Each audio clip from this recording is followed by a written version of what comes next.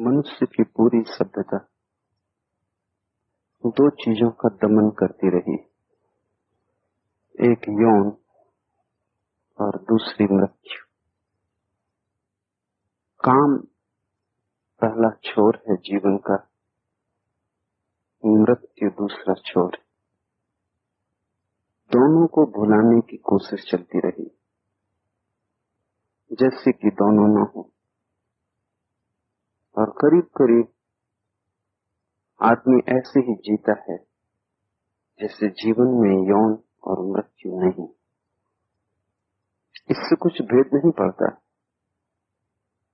यौन भी जीवन को घेरे रहता है, मृत्यु भी घेरे रहती है।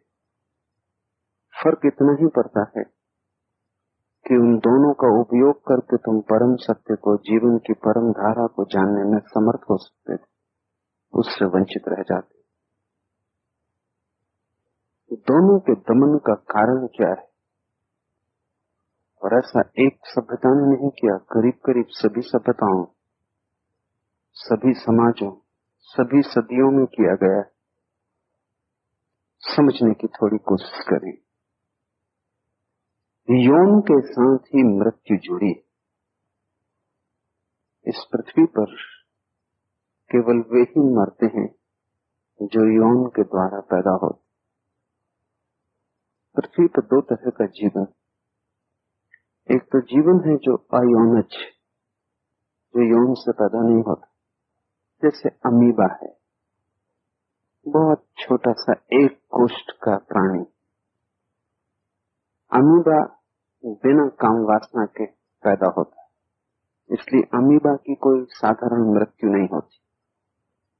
अमीबा के जीवन का ढंग समझे।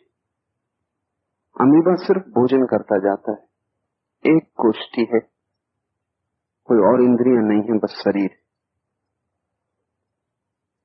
शरीर से ही वो भोजन को आत्मसात करता रहता है। एक सीमा आती है जब शरीर इतना बड़ा हो जाता है कि अमीबा को उस शरीर को खींचना मुश्किल हो जाता, असंभव हो जाता। तब अमीबा के बीच में दरार पड़ने लगती है और शरीर दो हिस्सों में बट जाता। दो अमीबा हो जाते हैं एक की जगह। फिर दोनों भोजन में लग जाते हैं, और जब भी फिर भोजन इतना ज्यादा हो जाता है शरीर में कि अमीबा खींच नहीं सकता, तब फिर दो में विभाजित हो जाता। ऐसा अमीबा कभी मरता नहीं। उसके पैदा होने का ढंग यौन नहीं, वो बचा ही रहेगा जब तक कि मारा ही न जाए, नष्ट ही न किया जाए। और फिर भी तुम एक को नष्ट कर दो तो भी उसके आधे शरीरों के आधे हिस्से सदा बचे रहेंगे। और अमीबा की कोई उम्र नहीं है। वैज्ञानिक कहते हैं 1,00,000 साल, 2,00,000 साल, 10,00,000 साल, कितना ही अमीबा जी सकता है। मृत्यु स्वाभाविक नहीं। मार डालो तो मर जाएगा, लेकिन अपने आप मौत नहीं घटती, प्रकृति से मौत नहीं आती। मनुष्य यौनज, पशु पक्षी पौधे सब यौनज। इनकी एक सीमा है जीवन की, एक सीमा पर वे मरते। वैज्ञानिक कहते हैं यौन के साथ मृत्यु का प्रवेश होता है। यौन एक शक्ति देता है, यौन एक शक्ति है। सेक्स जीवन की ऊर्जा है। जब बच्चा पैदा होता है तो एक विशिष्ट शक्ति लेकर जन्मता है। वो शक्ति 70 साल में, 80 साल में, 50 साल में चुक जाएगी। जब वो चुक जाएगी तब बच्चे को मरना होगा।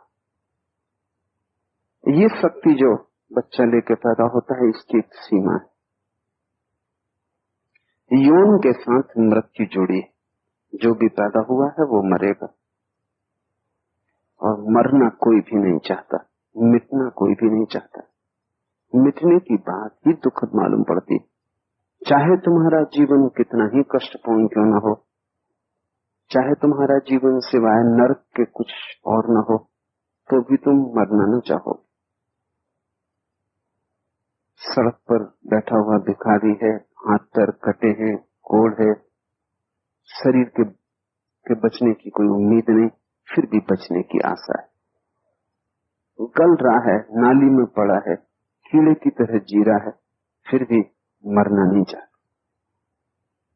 मृत्यु के मुकाबले हम कैसा भी जीवन चुनने को राजी, कितना ही बुरा, कितना ही कष्टपूर्ण, लेकिन मृत्यु को चुनने को राजी नहीं। क्यों? क्योंकि जीवन कितना ही बुरा हो, आशा बनी रहती, कल ठीक हो जाए। आज नाली में हूं, कल महल। आज शरीर अस्वस्थ है, कल स्वस्थ होगा। जीवन में कल बना रहता है, आशा बनी रहती, भविष्य बना रहता। मृत्यु के साथ कल समाप्त हुआ, भविष्य नष्ट हुआ, समय मिट गया, अब कोई उपाय नहीं। मैं बचा रहूं, ऐसी जीवेषणा, ऐसी तुम में ही है, ऐसा नहीं। पौधे में, पक्षी में, पशु में, सभी में है। जहां जीवन है वहां बचने की आकांक्षा है, जहां जीवन वहां जीवेषणा है। अगर जीवेषणा न हो तो तुम जी ही न सकोगे, सांस भी क्यों लोगे? जीवेषणा धक्के देती है और जिलाए रखती है। दौड़ते हो, कमाते हो, सब तरह के उपद्रव उठाते हो, और न कुछ के लिए, परिणाम में कुछ हाथ नहीं आता। परिणाम करीब करीब ऐसा है कि मैंने सुना कि एक अदालत में एक आदमी को हत्या के जुर्म में पकड़ा गया, फांसी की उसे सजा हुई। घटना अमेरिका की है, जहां अब उन्होंने फांसी तो नहीं देते, बिजली की कुर्सी पर बिठाकर मृत्यु देते। मजिस्ट्रेट दयालु था, उसने निर्णय देने के पहले अपराधी को पूछा, इसके पहले कि मैं निर्णय दूं, मैं इस मुकदमे और कार्यवाही को सब भांति न्यायपूर्ण, दयापूर्ण बनाना चाहता हूं, तो तुमसे एक सवाल पूछता हूं, ताकि ये कहने को न रह जाए कि तुमसे न पूछा गया और तुम्हारा मंतव्य न लिया गया। मैं तुमसे पूछता हूं कि तुम एसी या डीसी, कौन सी बिजली पसंद करोगे? क्या फर्क पड़ता है जिसे मरना, कि एसी बिजली से मारा गया कि डीसी बिजली से मारा गया? मृत्यु दोनों अर्थों में घटेगी। क्या फर्क पड़ता है कि तुम सड़क पर मरे या महल में मरे, सिंहासन पर मरे या भिक्षा पात्र लिए हुए मरे? एसी और डीसी से कोई फर्क नहीं पड़ता। मृत्यु घटेगी। भिखारी भी कप रहा है, सम्राट भी कप रहे हैं। मिटने का भय, एक ही तो भय है, और वो है कि मैं मिट न जाऊं। बाकी सभी भय उसी के आसपास पैदा होते हैं। धन के खोने का भय है, क्योंकि धन बचाता है, बिना धन के कैसे बचूंगा। मित्र के खोने का भय है, क्योंकि मित्र संकट में साथ देगा, बचाएगा। अकेला कैसे बचूंगा? सभी चीजों का जहां जहां तुम्हें भय है, वहां वहां जानना कि भय के पीछे मृत्यु छिपी। हर भय के पीछे मृत्यु का चेहरा है। आदमी इतना भयभीत है कि वो ये भूलना चाहता है कि मैं मरूंगा, इसलिए हम मरघट गांव के बाहर बनाते। मौत जिंदगी के बीच में है, मरघट गांव के बाहर। मौत बाजार में, मरघट बाहर। मौत हर घड़ी सामने है, मरघट को हमने छिपा रखा है, दूर वहां कोई नहीं जाता। जब मजबूरी में किसी मित्र को, परिजन को विदा करने जाते हैं, तब भी हम वहां से जल्दी भागना चाहते। वहां छाती कपती, वहां डर लगता है। रात को वहां से कोई निकलता नहीं, अकेले में वहां से कोई गुजरता नहीं। भूत प्रेत का डर नहीं है वो, मरघट को देख के अपनी मौत याद आती। वो प्रतीक है मृत्यु का, सभी को यहीं आ जाना होगा। आज नहीं कल, देर अबेर मैं भी यहीं आऊंगा। मेरे परिजन मित्र मुझे यहाँ पहुंचा जाएंगे और जल्दी भागेंगे, यहाँ रुकना न चाहेंगे। जैसा मैंने किया है वैसा ही वे भी करेंगे। मृत्यु को हम छिपाते, राह से लाश निकलती हो, मृत्यु यात्रा निकलती हो, तो बच्चों को मां भीतर बुला लेती, द्वार बंद कर देती। मृत्यु का पता न चले। क्यों? जो है उसे छिपाने से क्या लाभ होगा, और जो है उसे तुम छिपा कैसे पाओ? कितना ही छिपाओ, कहीं न कहीं से मौत दिखाई ही पड़ेगी। तो फिर हमने छोटे इंतजाम के साथ बड़े इंतजाम भी किए। बड़े इंतजाम ये किए हैं कि हर डरने वाला मानता है कि आत्मा अमर, इसलिए नहीं कि उसे पता है, इसलिए भी नहीं कि उसे कोई अनुभव, इसलिए भी नहीं कि किसी गुरु के सत्संग में उसने सीखा है, न सिर्फ इसलिए कि हृदय भयभीत और भय सहारे चाहता है। ये सिद्धांत बड़ा सहारा देता है कि आत्मा अमर है, शरीर ही मरेगा, आत्मा अमर है। मैं तो बचूंगा, मेरे मिटने को का कोई कारण नहीं। तो हम मरघट छिपाते, मृत्यु छिपाते और फिर आखिरी उपाय ये करते हैं भरोसे का भीतर कि मैं तो मरूंगा नहीं, ये तो घर है, छूट जाए, मैं तो यात्री हूं, ठहरा हूं, आगे चला जाऊं। ये तुम्हें पता होता तब दूसरी बात थी, ये तुम्हें पता नहीं। और जिन्हें पता होता है उन्हें तभी पता होता है जब वो मृत्यु का भय छोड़ दे। और तुम तो मैं मृत्यु के भय के कारण ही इस सिद्धांत को पकड़े बैठे हो कि आत्मा अमर, जलेगी लाश, मैं नहीं जलूंगा, शरीर छिद जाएगा वानुस, मैं नहीं छिदूंगा। भय के कारण तुम ये सूत्र दोहराए चले जाते, भय के कारण ही तुम धर्म को पकड़े हुए हो। और धर्म तो उन्हीं ही मिलता है जो अभय को उपलब्ध हो जाए। इसकी बड़ी कठिनाई, दुनिया में दो तरह के धार्मिक, एक तो वह धार्मिक जो अभय के कारण धर्म को उपलब्ध हुआ है, जिसने अभय के कारण झांक कर देख लिया मृत्यु में और पाया कि अमृत छिपा है। और दूसरे भय के कारण घुटने टेके हुए मंदिर मस्जिदों में प्रार्थना करते हुए लोग, वे भी धार्मिक दिखाई पड़ते, लेकिन उनके घुटने भय के कारण झुके। वे परमात्मा से प्रार्थना कर रहे हैं हमें बचाना, उन्हें अभी पता ही नहीं है कि परमात्मा उनके भीतर ही छिपा है जिससे वे प्रार्थना कर रहे हैं। वो प्रार्थना करने वाले में ही छिपा है, उससे क्या प्रार्थना करनी। वो तुम ही हो जिसके सामने तुम घुटने टेक के झुके हो। घुटने टेकने से कुछ भी न होगा, भीतर मुड़ने से कुछ होगा। घुटने मोड़ने से कुछ न होगा, चेतना मोड़ने से कुछ होगा। हाथ जोड़ने से कुछ भी न होगा, भीतर बटे हुए प्राण को जोड़ना पड़ेगा। हाथ जोड़कर हम नमस्कार करते हैं, वो सिर्फ प्रतीक है। ऐसा ही भीतर तुम्हारा खंड खंड मन जुड़ जाए। और जैसे मैंने कल कहा, बायां हाथ दाएं मस्तिष्क का प्रतीक, दायां हाथ बाएं मस्तिष्क का प्रतीक। हम हाथ जोड़ के नमस्कार करते हैं, उस नमस्कार का गहरा अर्थ है कि तुम्हारे भीतर दाएं और बाएं मस्तिष्क एक हो जाएं, खंड न रह जाएं, विभाजन द्वंद्व द्वैत चला जाए, तुम भीतर जुड़ जाओ। उस जोड़ को ही योग कहा है।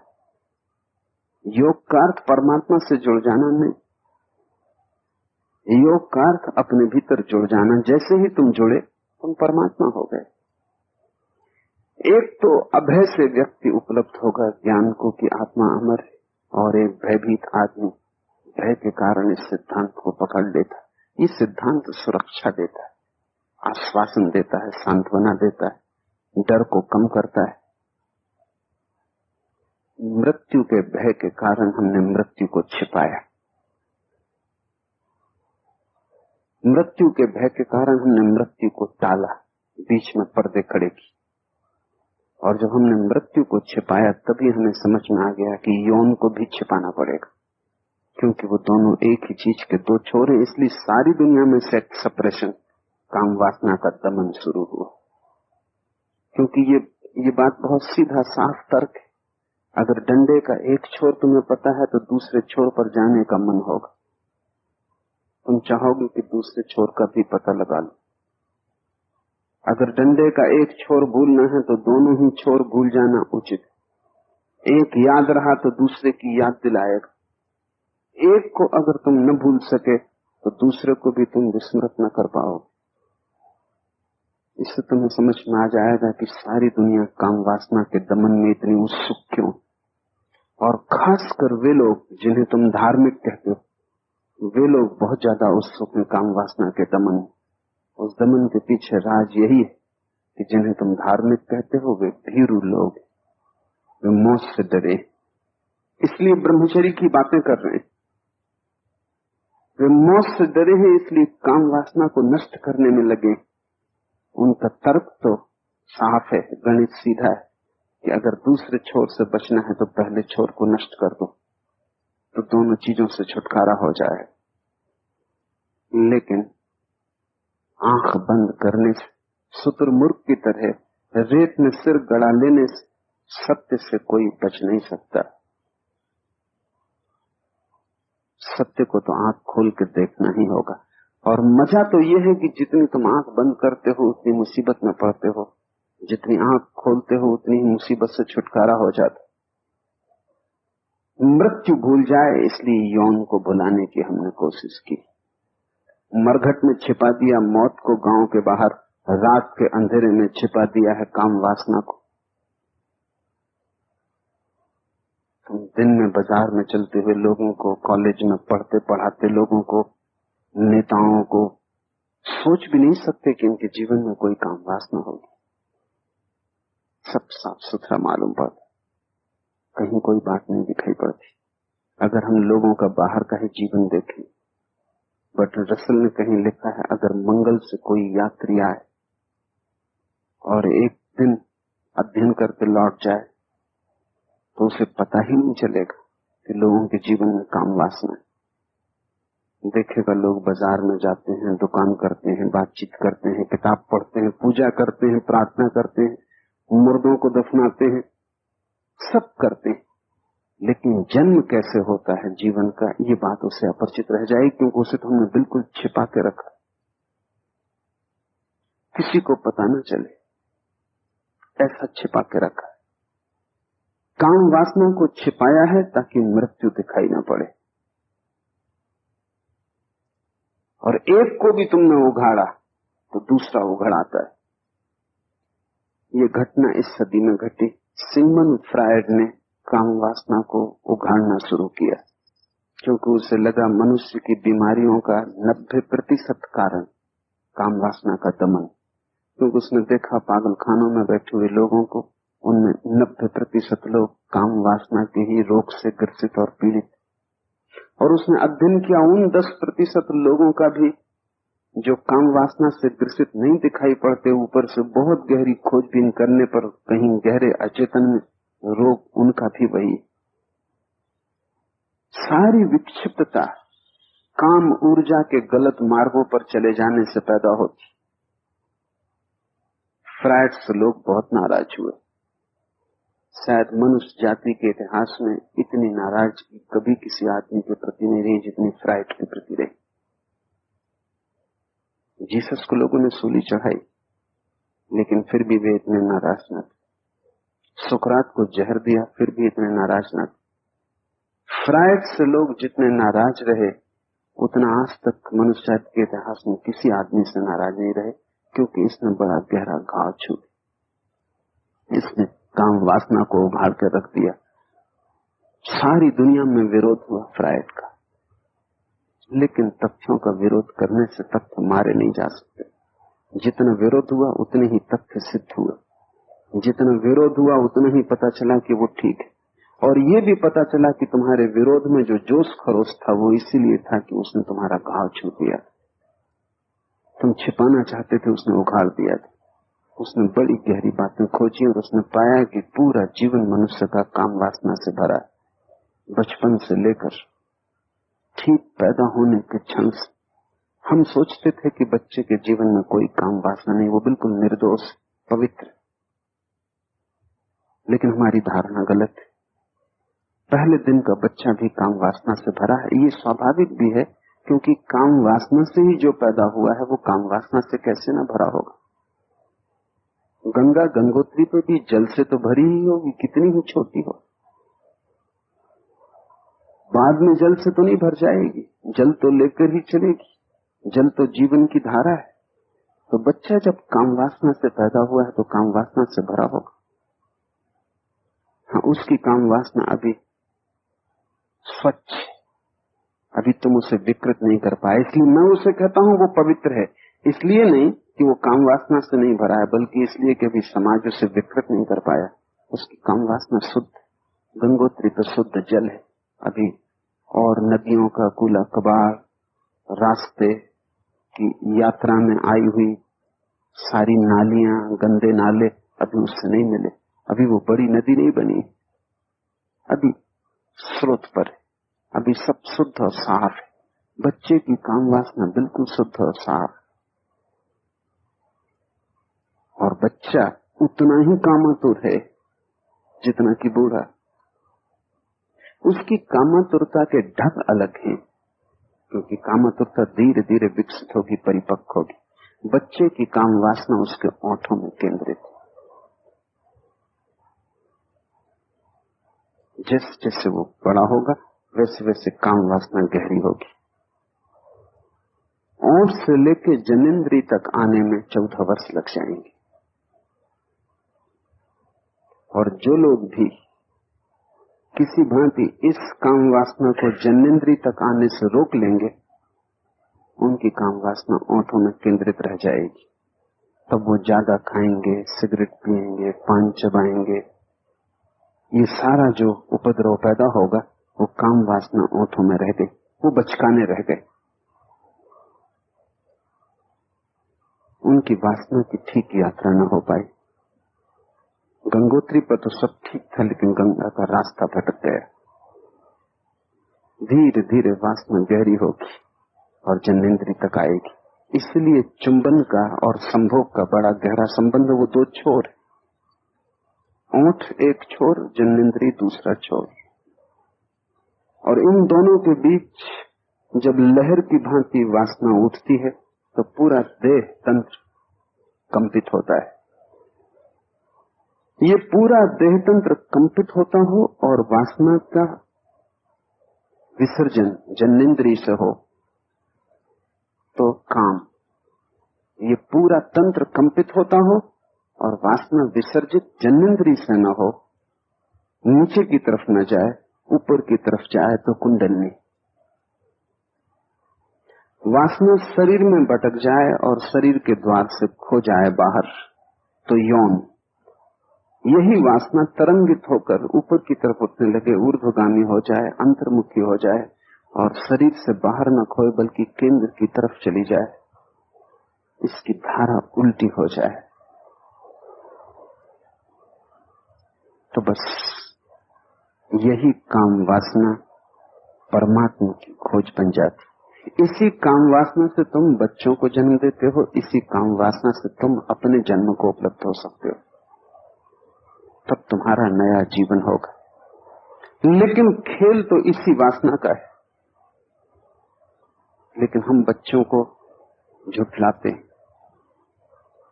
हम उन्हें समझाने की कोशिश करते हैं कि बिल्कुल निर्दोष, और हम कोशिश करते हैं कि वो निर्दोष ही बने रहें। इस निर्दोष बनाने की चेष्टा में झूठ का जन्म होता है।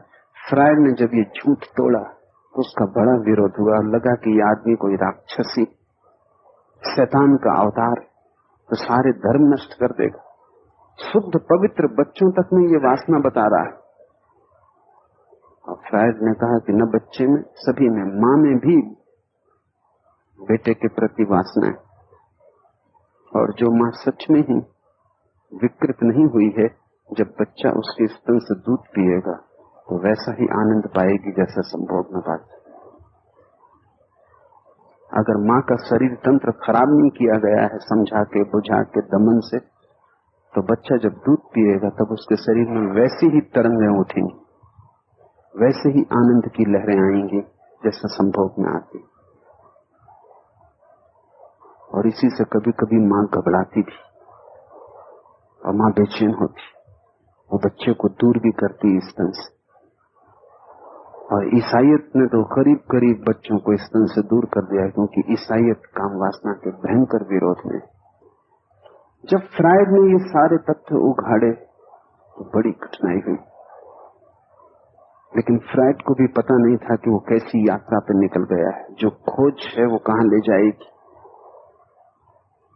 वो खोज मरने के पहले फ्रायड को मृत्यु पे ले गई। यौन से तो उसने शुरू किया, उसको उसने इरोज कहा है। जो काम वासना की शक्ति है उसको उसने इरोज कहा है।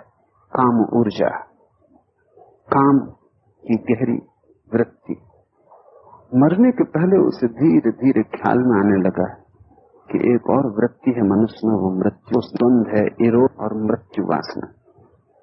वो ज्यादा दिन जिंदा नहीं रहा, इसलिए दूसरी काम वासना के प्रति सचेत होगा। वो आज नहीं कल मृत्यु के प्रति भी सचेत हो जाए। और इससे विपरीत घटा मनुष्य जाति के इतिहास में। मृत्यु के भय के कारण हमने मृत्यु को तो छिपा ही, यौन को भी छिपा डाला।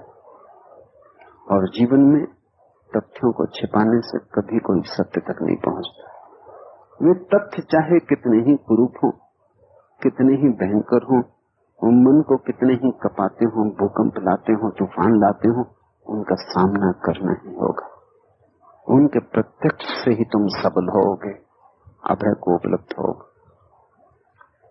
दुनिया के धर्मों ने दोनों का उपयोग किया है, वास्तविक धर्मों ने, क्योंकि एक तो धर्म है जो बाजार में चलता है, मंदिर मस्जिद गुरुद्वारा वाला धर्म। एक धर्म है जो नानक कबीर बुद्ध महावीर उनके साथ ही समाप्त हो जाता। एक तो धर्म है जो तुमने अपने हिसाब से अपने योग बना रखा है, जो सांत्वना से ज्यादा नहीं। और एक धर्म है खोज, जहां प्राण दांव पर लगाने पड़ते हैं। उस धर्म की मैं बात कर रहा हूं जहां प्राण दांव पर लगाने पड़ते हैं। उस धर्म में दो तरह के धर्म हैं। एक तो तांत्रिक, जो काम वासना के तथ्य से खोज शुरू करेगा, क्योंकि जब जीवन के सत्य को जानना है तो जीवन जहां से उद्गमित होता है उसके सत्य को जानना होगा। अगर एक वैज्ञानिक को पदार्थ के सत्य को जानना है तो वो विश्लेषण करता है और पदार्थ के अंतिम परमाणु को पकड़ता है, क्योंकि वहीं से पता चलेगा।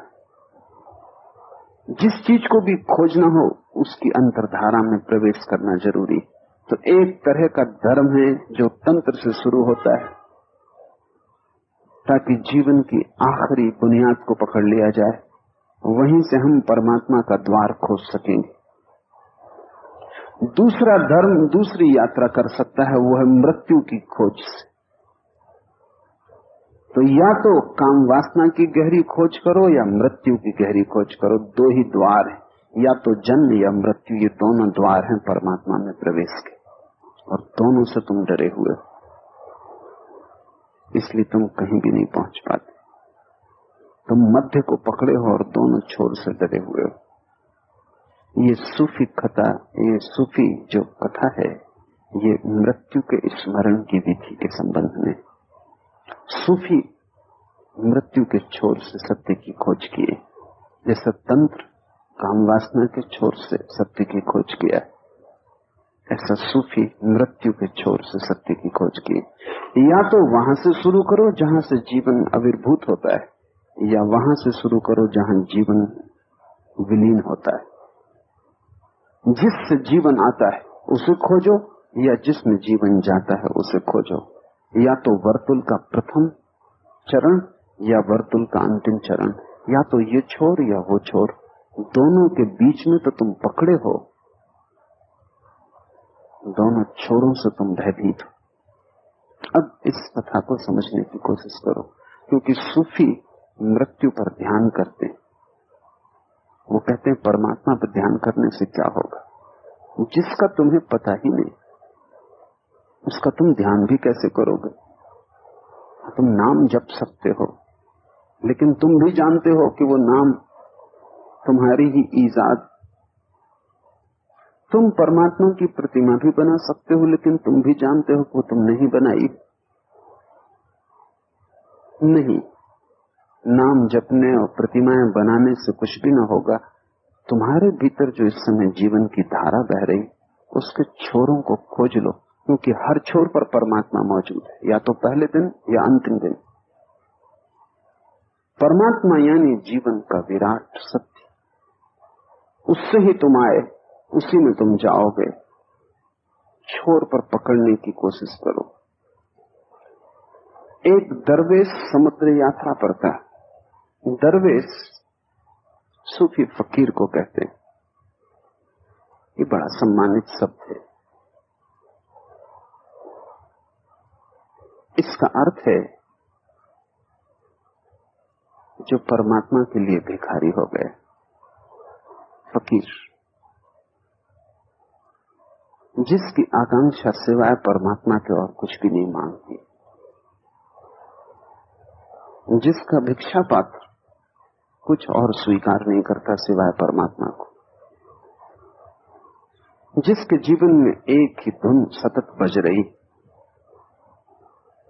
एक तारे की भांति जिसका एक ही तार एक ही आवाज देता रहता है परमात्मा की, जो न धन चाहता है न पद चाहता है, जो न यश चाहता है न प्रतिष्ठा चाहता है, न जो सम्मान चाहता है, न जो जीवन चाहता है, जो एक ही चीज चाहता है तो उसको पालूं जिससे मैं आया हूं और जिसमें मैं चला जाऊंगा, जो परम सत्य का भिखारी। दरवेश का अर्थ है जिसके भिक्षा पात्र में परमात्मा से कम कुछ स्वीकार न होगा, वो उसी को मांगने निकला है, जिसने अपनी सारी आकांक्षाओं को जोड़कर एक ही अभीप्सा बना ली। तुम्हारी आकांक्षाएं अनंत, छोटे छोटे कणों की भांति, तिनकों की भांति हैं। दरवेश की एक ही आकांक्षा, उसने सभी आकांक्षाओं के तिनकों को जोड़ के एक रस्सी बना ली। उस रस्सी का नाम अभीप्सा। उसकी बस एक ही अभीप्सा है कि जो है उसे जान लो, सत्य को जान लो। वो सत्य का भिखारी। एक दरवेश समुद्र यात्रा पर था। परिपाटी के अनुसार सभी यात्री एक एक करके उसके पास गए और नेक सलाह मांगी। परपाटी के अनुसार तुम गुरुओं के पास जाते हो, परपाटी के अनुसार तुम साधु के चरणों में झुकते हो, परपाटी के अनुसार तुम सन्यासी से पूछते हो नेक सलाह, कुछ सदुपदेश। पर परपाटी के अनुसार ये तुम्हारी अपनी आकांक्षा नहीं। ऐसा सभी लोग करते रहे, करना औपचारिक नियम है, इसलिए तुम करते हो। मंदिर तुम जाते हो, मस्जिद जाते हो, परपाटी के अनुसार। ये तुम्हारी अपनी निजी प्रेरणा नहीं, ये भी उधार। वैश्या के घर तुम जाते हो तब तुम परिपाटी के अनुसार नहीं जाते, तब तो पूरी परंपरा विपरीत, परिपाटी विरोध कर रही, सभी खिलाफ। तुम अपनी निजी अभीप्सा से जाते हो। लेकिन जब तुम मंदिर जाते हो तब तुम परिपाटी के अनुसार जाते, तब तुम परंपरा के कारण जाते। और ध्यान रहे तुम वहीं पहुंचोगे जहां तुम अपने कारण जाते। दूसरों के कारण तुम जहां जाते हो वो जाना ही झूठ। इस झूठ से अपने को बचाना। इसलिए तो कितनी बार तुम मंदिर गए और कभी मंदिर नहीं पहुंचे, कितनी बार साधुओं के चरणों में झुके और कभी नहीं झुके। तुम्हारा अहंकार खड़ा ही रहा, वो झुकना एक झूठ था। कितनी बार तुमने शास्त्र पढ़ा, एक शब्द तुम्हारे भीतर न गया। और जिसकी प्यास ही न हो उसे तुम पियोगे कैसे? और जब भूख ही न लगी हो तो तुम भोजन कैसे करोगे? और पचाना तो असंभव। और बिना भूख अगर तुमने भोजन भी कर लिया तो वमन होगा, उससे कुछ लाभ न होगा, हानि होगी। उससे तुम्हारा खून नहीं बनेगा, तुम परिपुष्ट न होगे, उससे तुम्हारा बोझ बढ़ सकता है, लेकिन तुम्हारी मुक्ति उससे करीब न आएगी। परिपाटी के अनुसार सभी यात्री एक एक करके दरवेश के पास गए और नेक सलाह मांगी। मुसलमान मुल्कों में जहां भी दरवेश आ जाए तो लोग झुक उससे सलाह मांगते कि कुछ हम अज्ञानियों को दे दो। इस बात को ठीक से समझ लेना कि ये अगर तुम अपने कारण मांगते हो तो तुम्हें मिलेगा, अगर तुम ये सिर्फ परंपरा के कारण मांगते हो तो तुम्हें नहीं मिलेगा। इसका ये अर्थ नहीं कि दरवेश नहीं देगा, दरवेश तो देगा, वो तो उसे भी देता है जो मांगता है, जो नहीं मांगता उसे भी देता है। उसके देने में कोई शर्त नहीं, लेकिन तुम्हें नहीं मिलेगा। वो देगा तो भी नहीं मिलेगा, क्योंकि तुम उसे लोगे ही नहीं। तुम सुन लोगे ऊपर ऊपर, भीतर तुम कहीं और होगे। वो बीज तो तुम पर फेंकेगा, लेकिन वो बीज तुम्हारे हृदय में न पड़ेगा, क्योंकि हृदय तो तुम तभी खोलते हो जब तुम प्यास से भरते हो, अभीप्सा से भरते हो। तभी तुम्हारा हृदय चातक की भांति मुंह खोलकर चांद की तरफ देखता है। जब तुम चातक की भांति किसी सद्गुरु के पास होते हो तो ही उसकी वर्षा की बूंदी तुम्हारे भीतर जाएगी और मोती बनेगी। अन्यथा वो देता रहेगा और तुम्हें नहीं मिलेगा। उसके देने के कारण कभी कभी तुम्हें ये भ्रांति भी होगी कि तुम्हें मिल गया। गुरु के देने से शिष्य को नहीं मिलता, शिष्य के लेने से मिलता है। इसलिए गुरु के पास रह के बहुत बार ये मन में भ्रम पैदा हो जाता है कि काफी मिल रहा, क्योंकि वो तुम्हें देता हुआ दिखाई पड़ता है। लेकिन तुम ऐसे पात्र हो जिसमें पैंदी नहीं, वो डालता जाता है और तुम्हारे भीतर सब बहता चला जाता है।